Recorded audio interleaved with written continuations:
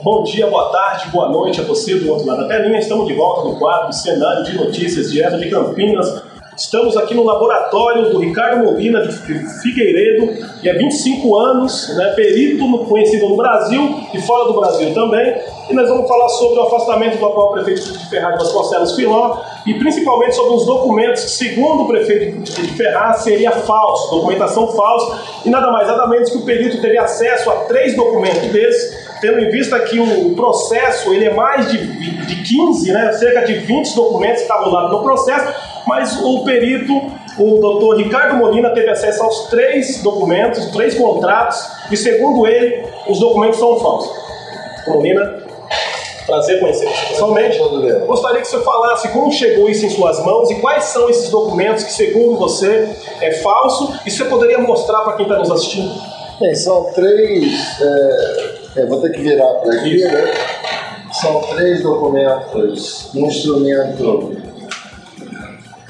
particular de compromisso de compra e venda, que envolve imóvel. Compra e venda que envolve imóvel. Depois a gente tem 2 contratos. Um contrato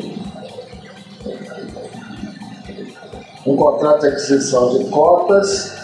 Solange Maria de Moura Freitas, que envolve o Diário de Suzano, Rádio Difusão Limitada.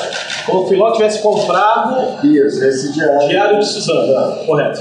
E aí você tem um segundo contrato, quer dizer, um terceiro documento, né, que outro instrumento particular, também um contrato de aquisição de cotas, que envolve o Diário do Alto Tietê. Jornal Diário do Alto Tietê de Mogi das Cruzes. Isso.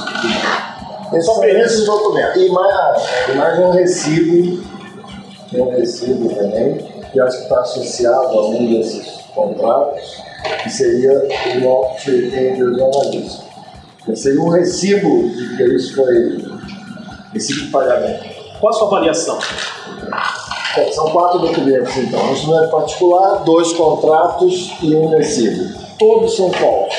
Todos eles são falsos. Então, são falsificações grosseiras, não são nem falsificações sofisticadas. E por que a gente sabe disso? Porque nos 3 contratos que envolvem o nome do Assir, Filó, né? As assinaturas são exatamente iguais. Não são parecidas, são iguais. Não são parecidas. Parecidas elas deveriam ser. Elas são iguais, idênticas. Um detalhe, a gente consegue ver isso melhor, né? Claramente. Aqui, por exemplo, a gente pega uma parte da assinatura, quer dizer, não há... A única diferença que tem aqui são diferenças devidas à cota, não o traçado é exatamente o mesmo. Isso significa que foi escaneado? Então, foi escaneado de algum outro lugar, né, de um outro documento, e foi aplicado sobre esse documento, esses 3 contratos. Aí você pode, vamos dizer, falar assim, será que um deles não é verdadeiro e apenas outro? Não, porque a gente consegue ver também as marcas. Foi tão mal feito que quando a gente faz isso no Photoshop, se você não tem cuidado, você coloca quando você recorta, fica uma margem branca, e se a pessoa não tem cuidado, ela coloca sobre a outra na hora de colar, e foi exatamente isso que aconteceu. Por exemplo, quando a gente pega pedaço nesse documento, aí, isso aqui, essa linha verde mostraria onde a parte de cima, que é onde tem a assinatura do Assir, foi colocada, tá vendo? Inadvertidamente, a pessoa passou por cima da assinatura de baixo. E aqui, na verdade, claramente teria que ter uma volta para completar o laço, né? Isso foi cortado. E não é uma vez só que acontece mais, aqui é a mesma coisa. Todos esses traçados aqui estão cortados.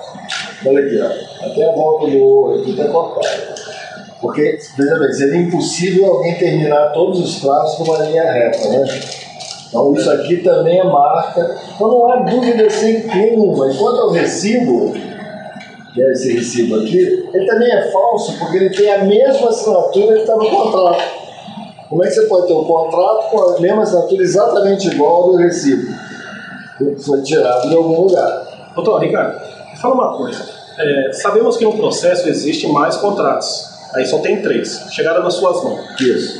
O Ministério Público que te enviou ou foi o prefeito da cidade de Ferraz que enviou? Não, o solicitante do laudo é o prefeito. Prefeito. Isso consta no laudo. É a primeira coisa que eu coloco em qualquer laudo que eu falo, mostra quem solicitou e quem entregou os documentos. Aí eu começo a descrever os documentos, estão aqui os 4 documentos.